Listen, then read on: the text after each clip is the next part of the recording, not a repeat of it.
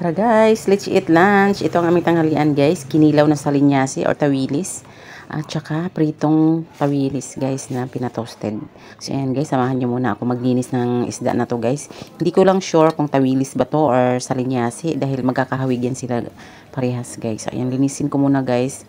Tanggalan ko siya ng hasang at bituka. Ayan guys, so medyo maliliit nga lang siya guys. Pero sariwa talaga siya guys. Hindi butas ang tiyan niya nung nabili ko siya. Ayan, ito naman ang aking pangkilaw. Ayan, at may pipino. At ito naman ay pang prito. Ayan guys, hinati ko na siya. Ganito ako maglinis ng pangkilaw. Unahin ko muna ang pangkilaw guys paglinis. Ayan, first time ko maglinis guys ng pangkilaw ay first time ko mag-prepare. Dahil mostly pag magkinilaw kami, si mister talaga ang gumagawa. Kaso wala si mister, nabiyahe si mister. Kaya ako ang gagawa guys. Sa kinilaw talaga guys, medyo matrabaho. Kailangan talaga tanggalin mo talaga yung gitnang tinik tsaka ulo. Ayan, tsaka himayin mo mabuti.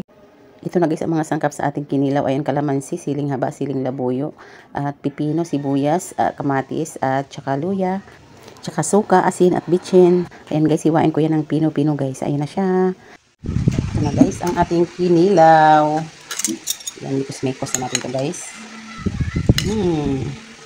Nandiyan na lahat ang ating ricado. Ayan. Yum.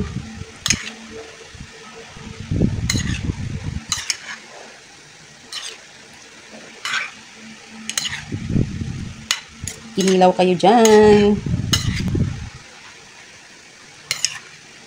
Ang bango guys, ang bango niya talaga. Kamote at saging katapat nito ay ang sarap na. O nilagang kamuting kahoy. Sa probinsya ganun guys ang partner namin. Nilagang kamuting kahoy, kamote, saba. Craving solved na naman ang lola nyo. At natakam nga ako guys sa kinilaw nung nakaraan pa ako nakakita sa ka-reels ko.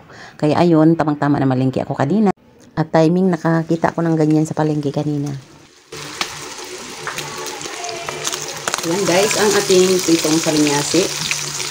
Yan, nilagyan ko yan ng harina para tostado talaga. Malutong siya. Makain lahat, pati tinik.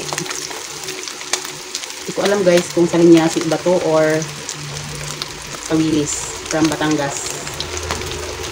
Kasi ganito rin yung tawilis eh. Maganda to guys kasi may karispis siya na isda unlike sa iba.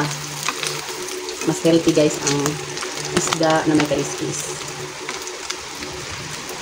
Ayun sa aming pagre-research. Mas healthy ang may karispis.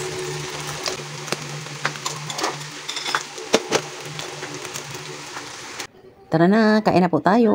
Ayan na po ang ating ulam. Yum. Thank you for watching. Please like, share, comment, and follow for more. Bye!